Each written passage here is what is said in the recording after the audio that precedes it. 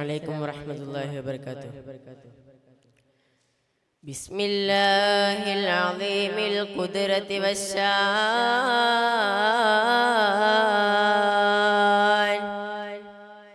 شديد البطش والبرهان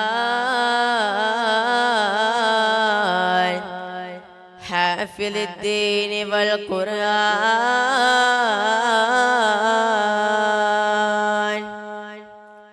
عليه توكلت وإليه أنيب. قال الله تعالى في القرآن الكريم: أعوذ بالله من الشيطان الرجيم. بسم الله الرحمن الرحيم.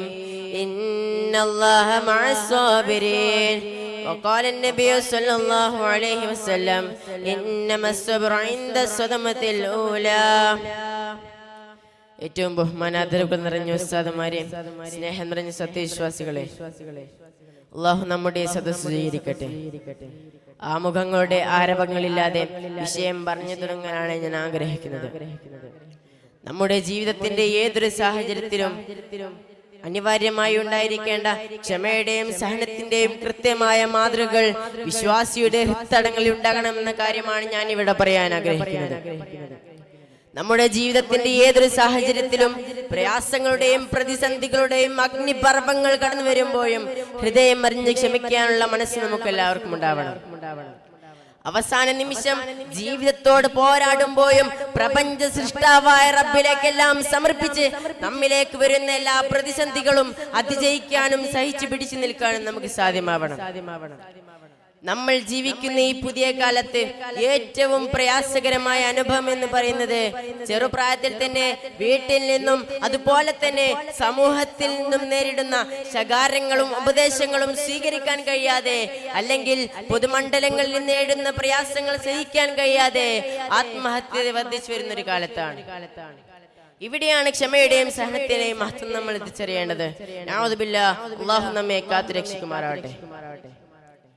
മുമ്പുകാലങ്ങളിൽ എത്ര വലിയ പ്രയാസങ്ങൾ ജീവിതത്തിലേക്ക് കടന്നു വന്നാലും ക്ഷമിച്ചിരുന്നൊരു തലമുറയുണ്ടായിരുന്നു. നമ്മുടെയൊക്കെയും പ്രപിതാക്കന്മാർ, അവരുടെ പാരമ്പര്യം അങ്ങനെ തന്നെയാണ്. എന്നാൽ യുഗത്തിൽ ആർട്ടിഫിഷ്യൽ ഇന്റലിജൻസിന്റെ അതിപ്രസരണത്താൽ പുതിയ സാങ്കേതിക വിദ്യ വികാസം പ്രാപിച്ച ഈ കാലഘട്ടത്തിലും പലപ്പോഴും ജീവിതത്തിന്റെ താളം തെറ്റിപ്പോവുകയാണ്. ഇവിടെയാണ് വിശുദ്ധ ഖുർആനിന്റെ വാചകം നമ്മൾ എല്ലാവരും ഓർത്തിരിക്കേണ്ടത്. അല്ലാഹു സുബ്ഹാനഹു വ തആല വിശുദ്ധ ഖുർആനിലൂടെ നമ്മോട് പറയുകയാണ്: ബിസ്മില്ലാഹിർ റഹ്മാനിർ റഹീം, ഇന്നല്ലാഹ മഅസ് സാബിരീൻ.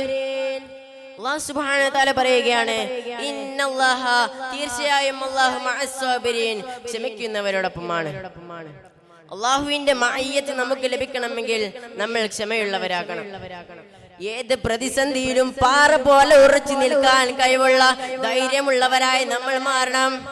അല്ലാഹുവിന്റെ റസൂൽ സല്ലല്ലാഹു അലൈഹി വസല്ലം തങ്ങൾ പഠിപ്പിച്ചതുപോലെ ലാ തഗ്ലബ്, നമ്മളെല്ലാവരും എപ്പോഴും ഓർത്തിരിക്കേണ്ട ഒരു കാര്യമാണ്.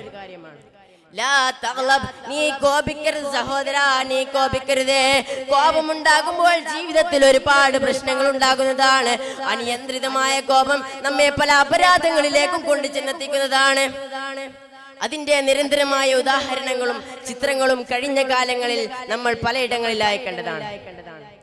അഫാൻ എന്ന് പറയുന്ന ഒരു ചെറുപ്പക്കാരുണ്ടല്ലോ സഹോദരങ്ങളെ, അഫാൻ എന്ന് പറയുന്ന ഒരു ചെറുപ്പക്കാരൻ വീട്ടിലും തന്റെ കുടുംബത്തിലും കാമുകിയും അടക്കം 5 പേരെയാണ് ഒരു ദിവസം നിരന്തരമായി ഇഞ്ചിഞ്ചായി കൊന്നുകളഞ്ഞത്.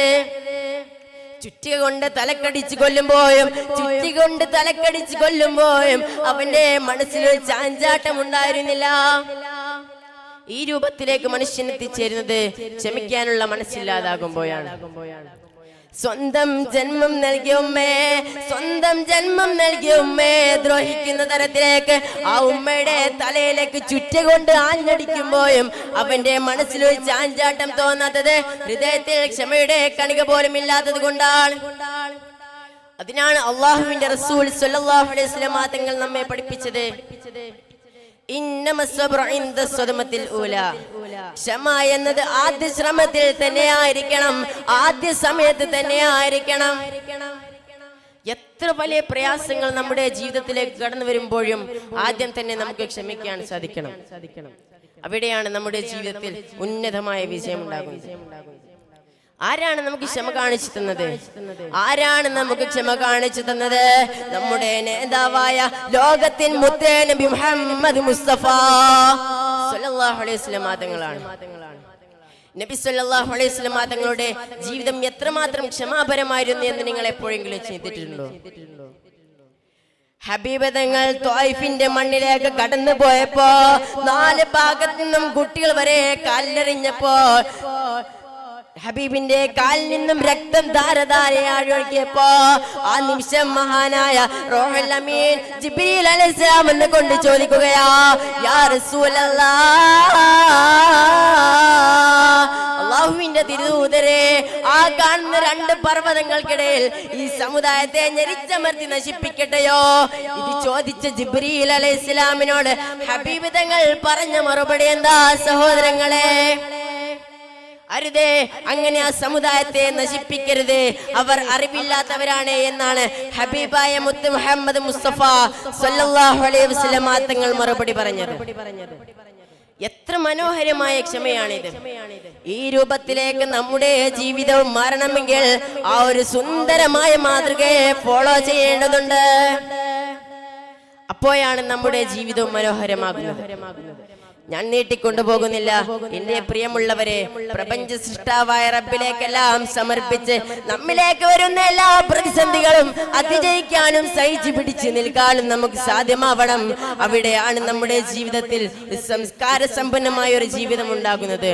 അള്ളാഹു അനുഗ്രഹിക്കട്ടെ. നമ്മൾ പറഞ്ഞതും കേട്ടതും അള്ളാഹു സ്വീകരിക്കട്ടെ. ഇത്രയും പറഞ്ഞുകൊണ്ട് ഞാൻ എന്റെ വാക്കുകൾക്ക് വിരാമമിടുന്നു. വാഹിർ ദഅവാന അനിൽ ഹംദുലില്ലാഹി റബ്ബിൽ ആലമീൻ. അസ്സലാമു അലൈക്കും വറഹ്മത്തുള്ളാഹി തആല വബറകാതുഹു.